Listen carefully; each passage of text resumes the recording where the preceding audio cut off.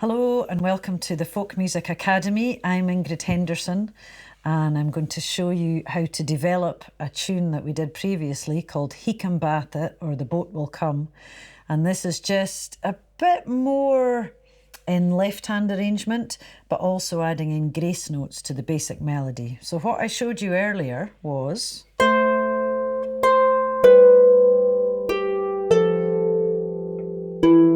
the melody was nice and clean, no embellishments.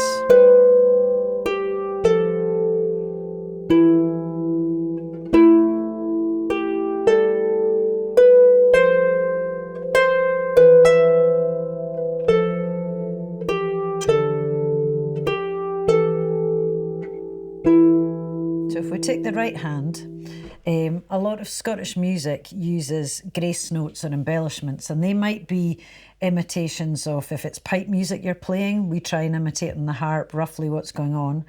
In this one, because it's a Gaelic song, I might be imitating maybe what a Gaelic singer would do, or what pipes might do if they were able to play this melody, for example.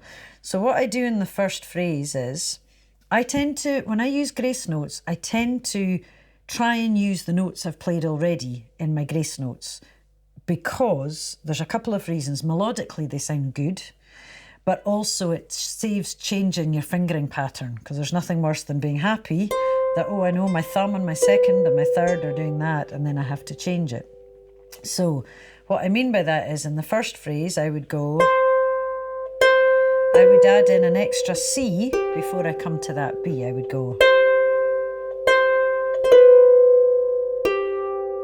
And a grace note should never change the timing of something, so you have to bring it in the beat. So if I slow that down, because the idea behind grace notes is that they should be there, but you hardly notice they're there. They don't change the timing, they don't stick out. They just add this lovely additional thing. So when I go here, that's it slowed down. So you're going C, C, C, B, G, and up to speed. You hardly notice it, but in order to hardly notice it, you need to play it really slow when you do it, first of all. So let's stick that one into that phrase.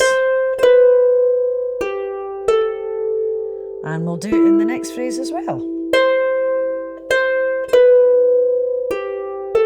If you want to be really fancy with yourself, you could do...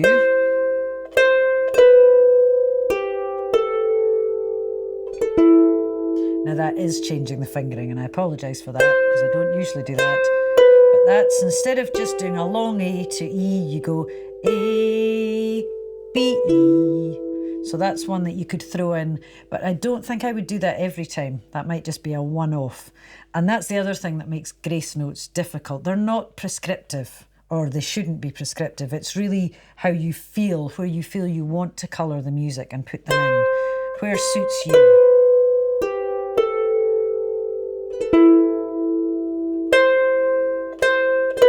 So the easiest one is definitely the C that I covered at the beginning. When we're running up, would I do any in this phrase? I don't know. Maybe right at the end? No. Could add one in there, but the rhythm's quite fast already, so I don't think I would. But maybe this last repetitive phrase here. So I'm doing one up the way there. So instead of just going A, G, I'm going A, G, G, A, G, A, E. So with those grace notes in...